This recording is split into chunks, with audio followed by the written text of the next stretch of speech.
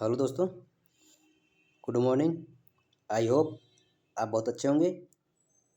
हम आज वर्णमाला का पार्ट नंबर 2 लेकर आ गए हैं। पार्ट नंबर 1 हमने कल करा दिया है, जिसका हम प्लेलिस्ट भी बना दी है अपने चैनल पर। आप जा कर के चैनल में जाकर देख सकते हैं। यदि आप टीचिंग पॉइंट अकेडमी में पहली बार आए हैं तो टीचिंग पॉइंट अकेडमी सब्सक्राइब कर लीजिए, क्योंकि हम आपको इसमें यूपीएसआई, यूपी कांस्टेबल या यूपी होमगार्ड में जहाँ भी हिंदी आती है तो हम उसके व्याकरण व्याकरण करा रहे हैं, जिसमें हमारा प्रयास रहता है कि ऐसे कराएं जिससे बच्चों का आसानी से याद भी हो जाए और उनका कुछ भी क्वेश्चन छूटे भी ना। और आप हमारे टेलीग्राम चैनल सब जान सकते हैं, जिसका लिंक वीडियो के डिस्क्रिप्शन पर दिया हुआ है। और आप टीचिंग पॉइंट एकेडमी को जरूर सब्सक्राइब करें, क्योंकि हमारे आने वाली वीडियो आपको तुरंत मिल सके। अब चलते बिना टाइम खराब किए टॉपिक पर। आज का हमारा टॉपिक है व्यंजन, कि व्यंजन किसे कहते हैं। जैसा कि हमने कल बताया था कि स्वर की सहायता से बोले जाने वाले वर्णों को स्वर की सहायता से बोले जाने वाले वर्णों को हम व्यंजन कहते हैं। व्यंजन है, जो व्यंजन होते हैं उन्हें हम बिना स्वर की सहायता से नहीं बोल सकते। देखिए, जो क्या है, जो का लिखा हुआ है इसमें हलंत मतलब इसमें स्वर नहीं है, इसको हम बोल ही नहीं सकते बिना स्वर की सहायता से। बोलिए का, उसे फिर भी आ आएगा, क्योंकि आ क्या है, स्वर है। अब देखो, व्यंजन की संख्या टोटल कितनी है, 39, जिसमें 25 स्पर्श व्यंजन है, 4 अंतस्थ व्यंजन है, 4 ऊष्म व्यंजन है, 4 संयुक्त व्यंजन है और 2 द्विगुण व्यंजन है। परंपरागत जो रूप से व्यंजन की संख्या होती है उनको माने 33, का से लेकर के हा तक। अब कुल वर्ण कितने होते हैं, 52, 52। ऐसा उनमें चलते अब आगे चलते हैं। पहले हम पढ़ेंगे स्पर्श व्यंजन। देखिए, यह है क्या है, स्पर्श व्यंजन। स्पर्श व्यंजन की संख्या कितनी है, 25 है। कितनी, स्पर्श व्यंजन की संख्या कितनी, 25 है। ये क्या है, ये का वर्ग है, जिसमें का खा गा गा अंग आता है। चा वर्ग आ गया, चाचा जाजाइया। इट्टा वर्ग आ गए, टाटा टाटा आना। इत्ता वर्ग, ता था दा धना। ये पा वर्ग है, पा फा बा मामा। अब देखिए, जो क वर्ग है, हम इसको हम बोलते हैं किससे, कंठ से। बोलिए, का, खा, गा, घा, अंगा। कैसे बोलते हैं, कंठ से। जो च वर्ग है, इसको हम बोलते हैं तालु से, चा। देखिए, चा जब चा बोलेंगे तो आपकी जो जीभ है ऊपर चिपकती होगी। क्या, चा, छा, जा, झा, इया। फिर कौन, जो टा वर्ग है, ये मूर्धन्य से बोलेगा, टा। जब टा बोलते हो, देखिए आपकी जीभ ऊपर जा रही है, टा, ठा। ये क्या है, ये कौन से, ये मूर्धन्य है। अत्ता वर्ग जो है, ये दंत है, ता। जब ता बोले तो आपकी जो जीभ है आपके दांत से टकराती है, देखी जाए। बोलिए और देखिए। और जो पा वर्ग है, इसमें हम पा फा, इसमें आपके दोनों ओठ बंद और चालू होते हैं। देखिए, ये क्या, कव, ये फर्स्ट वर्ग बोलते हैं इसे। क्या, इसे हम बोलेंगे फर्स्ट वर्ग है। इसका आगे उपयोग हम संधि में करते हैं, न कि यहाँ पर। ये क्या है, ये फर्स्ट वर्ग है, इसका सेकंड वर्ग है। ये क्या हुआ, ये थर्ड वर्ग है। इन्हें याद करना है, क्योंकि जब इन्हें याद कर लेंगे तो आप आसानी से संधि बना सकते हैं। ये कौन सा वर्ग है, ये वर्ग है, फिफ्थ वर्ग है। ठीक, अब चलते हैं आगे। आगे अब देखते हैं हम अंतस्थ व्यंजन। हमने अंतस्थ व्यंजन की संख्या बताई है 4, जिन व्यंजनों का उच्चारण स्वर व व्यंजन के बीच होता है। किसके, जिन व्यंजनों का उच्चारण स्वर व व्यंजनों के बीच होता है, जैसे या क्या है, या, फिर ला, फिर रा, फिर वाह। देखो, जो या है ये तालव्य है, मतलब तालु से बोला जाता है। या, बोले, या तो तालु से बोले। जो ला है, ये पार्श्विक है। क्या है, पार्श्विक वर्ण है, ला। और जो आपका रा है तो लुंठित वर्ण है। बोलिए, रा, रा। तो कैसे कंपन से उठती जीभ में, रा। तो क्या है, यह एक लुंठित वर्ण है। और जो आपका वाह है, तो वह आपका दंत ओष्ठ है, वाह। आपका जीभ का भी प्रयोग हो रहा है और ओष्ठ का भी प्रयोग हो रहा है, जिसे दंत ओष्ठ कहा जाता है। अगला क्या है आपका, ऊष्म व्यंजन। कौन सा व्यंजन, ऊष्म व्यंजन या संघर्षी व्यंजन। अब देखिए इन्हें संघर्षी व्यंजन क्यों कहा जाता है, कहते हैं। जिन ध्वनियों के उच्चारण में हवा मुख के किसी स्थान पर रगड़ खाकर निकलती है, जैसे सा, सा, देखो जो तीनों सा हैं, जो जो शरीफा वाला सा होता है ये तालु से बोले, किसे, तालु से सा। जो शरीफा वाला सा होता है तो तालु से बोलते हैं, और जो सर्प वाला सा होता है इसे दंत से बोलते हैं, और वहीं जो खटकोड़ा वाला सा होता है उसे मूर्धन्य से बोलते हैं, मूर्धन्य। इसमें हम हा लाते हैं, हा को हम काकल वर्ण भी कहते हैं। क्या, काकल वर्ण। अब देखिए कौन सा गए, अंतस्थ व्यंजन में यार अलावा, या अलावा, उस व्यंजन में सा सा हा, सा सा हा। अब चलते हैं अगले पर। अगला बताया है संयुक्त व्यंजन। क्या, संयुक्त व्यंजन, ऐसे व्यंजन जो दो व्यंजनों से मिलकर बने होते हैं। कौन से, ऐसे व्यंजन जो दो व्यंजनों के जोड़ से बनते हैं। जैसे इसमें ये आधा है, ये आधा है, ये भी आधा है, ये भी आधा है। देख, जब का और सा मिलेगा, जब पूरा का और आधा सा मिलता है तो क्या बनता है, छा, क्षत्रिय छा। जब ता और जब हम ता और र मिलता है तो क्या बनता, त्रा बनता है। और ज पर इया बन मिलता है तो ज्या बनता है। जब जब हम तालु वाला सा और र मिलता है तो क्या बनता है, सरा बनता है। देख ली, संयुक्त व्यंजन कितने हैं, 5। छात्राज्ञा सरा, छात्राज्ञा सा।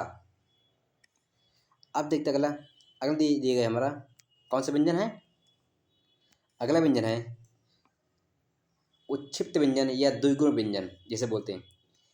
इसका क्या है, जिनके उच्चारण में जीभ पहले ऊपर उठकर मूर्धा को, किसको, मूर्धा को स्पर्श करे करे और फिर झटके के साथ नीचे आए, उसे द्विगुण व्यंजन कहा जाता है, कहते हैं। कैसे, डा, ढा, ड, ढा, दोनों नीचे बिंदी रहेगी। लेकिन क्या है, इस नोट दिया गया, नोट देखिए इसका नोट क्या है, ये हिंदी के नवीन विकसित व्यंजन हैं, ये संस्कृत भाषा में नहीं है। चलिए आगे देखते हैं। आगे दिया गया है व्यंजनों का वर्गीकरण। व्यंजन को हम कितने प्रकार में बांटते हैं। देखिए पहले पहले हम घोषत्व के आधार पर व्यंजन देखेंगे। किस आधार पर, घोषत्व के आधार पर व्यंजन। हम क्या देखेंगे, वर्णों का वर्गीकरण। कैसे, वर्णों का वर्गीकरण मुख्यतः दो प्रकार से करते हैं। एक होता है घोषत्व के आधार पर, एक होता है काकल्य के आधार पर। किसके, काकल के आधार पर या प्राण के आधार पर। मतलब घोषत्व का मतलब होता है एक कि उनको बोलना कैसे है, और प्राण मतलब किस आवाज़ के साथ, स्पीड के साथ बोल रहे हैं। देखिए घोषत्व के आधार पर दो प्रकार होते हैं, एक अघोष एक सघोष। कौन सा, एक अघोष और एक सघोष। देखते हैं अघोष कर, जिन व्यंजनों के उच्चारण में स्वर तंत्र में कंपन उत्पन्न नहीं होता, स्वर तंत्र में कंपन उत्पन्न नहीं होता, उसे कहते हैं, उसे बोलते हैं अघोष वर्ण। कौन से, अघोष वर्ण। कौन कौन सा आता है, पहला वर्ण और दूसरा वर्ण, और देखो जो पहला वर्ण है और दूसरा वर्ण है, और सा सा सा। चलिए देखते हैं पीछे लौट इसमें कहाँ पर है, कौन से घोष अघोष व्यंजन है। देखिए हमने कहा होता है पहला वर्ण, पहला वर्ग कौन सा है, ये है पहला वर्ग, ये पहला वर्ग हो गया, इसका दूसरा वर्ग हो गया, और तीनों सा हो गए, जो हम अघोष वर्ण कहते हैं जिन्हें। क्या, अघोष वर्ण। कौन से हैं, ये अघोष वर्ण है, पहला वर्ग और दूसरा वर्ग, और तीनों सा जो होते हैं ये अघोष वर्ण कहलाते हैं। चलिए फिर देखते हैं आगे चल के।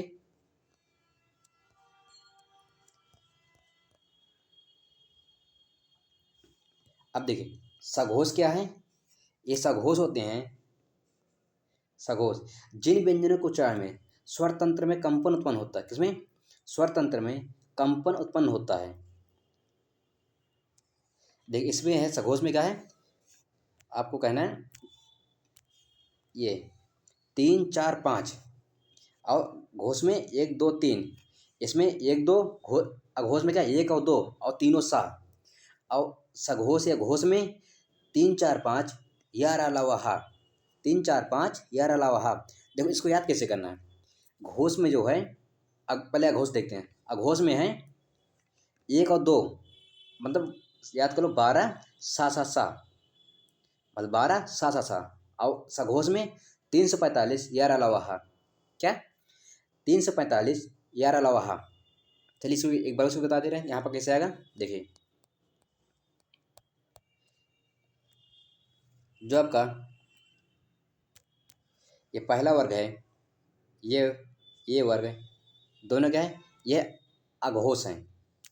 अब हम देखते हैं सघोष कौन कौन से। सघोष में यह हुआ तीसरा, चौथा, पांचवा, ये क्या है, ये सघोष हैं। और इसमें तीनों सा आ जाएंगे। इसमें जो आपका घोष है उसमें तीनों सा आ जाएंगे, और जो सघोष है उसमें या रा ला वा हा आ जाएंगे। कौन सा, या रा ला वा हा। चलते हैं आगे, आगे देते हैं, देखते हैं।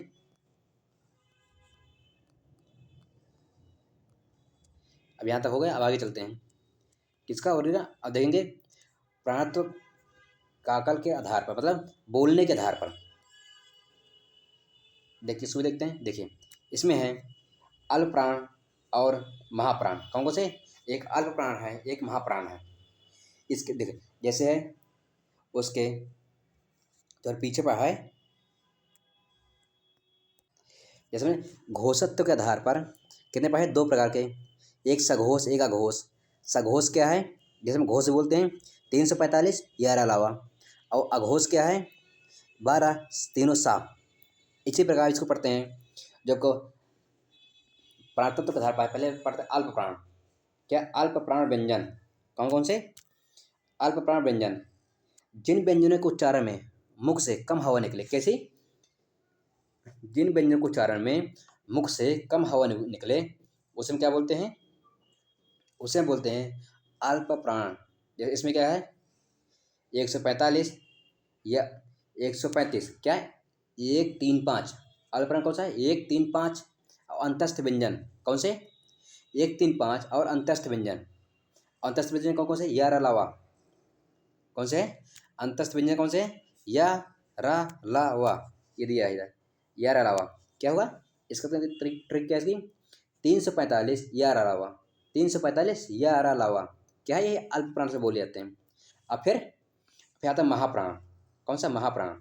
इसमें जिन व्यंजनों के उच्चारण में मुख से अधिक हवा निकले, कितनी, मुख से अधिक हवा निकले, उसे अल्प प्राण कहते हैं। इसमें क्या है 24। और ऊष्म व्यंजन, ऊष्म व्यंजन क्या है, सा सा हा, क्या सा सा हा, ये क्या ऊष्म व्यंजन है। अब देखिए इसी में आ जाता है कि महाप्राण से, मतलब महाप्राण में बोले ना कितने शब्द हैं 24, अल्प प्राण कितने हैं 14। कितने में, महाप्राण में 24 हैं, किसमें, महाप्राण में 24 है, अल्प प्राण में 14। क्या इनकी संख्या, देखिए जो आपका अल्प प्राण है उसमें जो संख्याएं हैं बोलने वाले वह 24 हैं। इसमें उल्टा दे दिया गया है। क्या है, इसमें उल्टा दे दिया गया है। जब यह अल्प प्राण से बोलेंगे तो आपकी संख्या हो जाएगी कितनी, 24। कितनी, ये अल्प प्राण है और ये महाप्राण है। जो अल्प प्राण है इनकी संख्या कितनी होती है 24,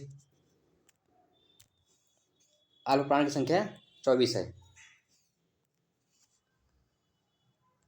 और वहीं महाप्राण की संख्या 14 केवल। चलिए अब देखते हैं कौन से अल्प प्राण है और कौन से महाप्राण है। याद रखिए 135 यार अलावा यह एक अल्प प्राण है, 24 और उस व्यंजन सासाहा यह एक महाप्राण है। चलिए देखते हैं। ठीक है, 12 पीपीटी नहीं लगाए ना कि एक बार फिर उस तरह जाना पड़ता। देखिए पहले देखते हैं अल्प प्राण कौन कौन से। अल्प प्राण में आते हैं 135, 1 3 5 और 1 3 5 और यार अलावा कौन सा 1 3 5 और कौन से व्यंजन है? जो आपके अल्प प्राण है उसमें आता है 135 या रा लावा, इसे बोलते हैं अंतस्थ व्यंजन। याद कर लीजिए ट्रिक है इसकी, 135 अंतस्थ व्यंजन। इसे इसे क्या बोलते हैं?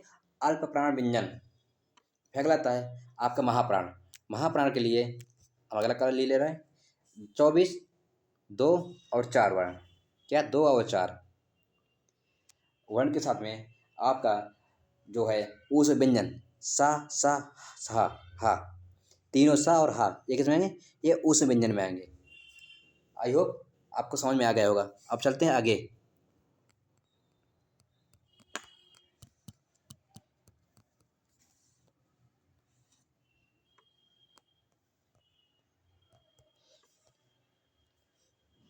जो आपकी आगत ध्वनियाँ हैं, विदेशी आगत ध्वनियाँ हैं, इनको हम कल पढ़ेंगे। आज के लिए इतना ही था। यदि आपको वीडियो अच्छा लगा हो तो वीडियो को लाइक कर दिए। यदि आप हमारे चैनल पर पहली बार आएँ तो चैनल सब्सक्राइब कर लीजिए। और आप हमारे टेलीग्राम चैनल से ज्वाइन हो सकते हैं, जिसका लिंक वीडियो के डिस्क्रिप्शन दिया हुआ है। हम इस पीपीटी या पीडीएफ को हम टेलीग्राम चैनल में 3 दिन में भेज देते हैं। वीडियो देखने के लिए धन्यवाद। Thank you.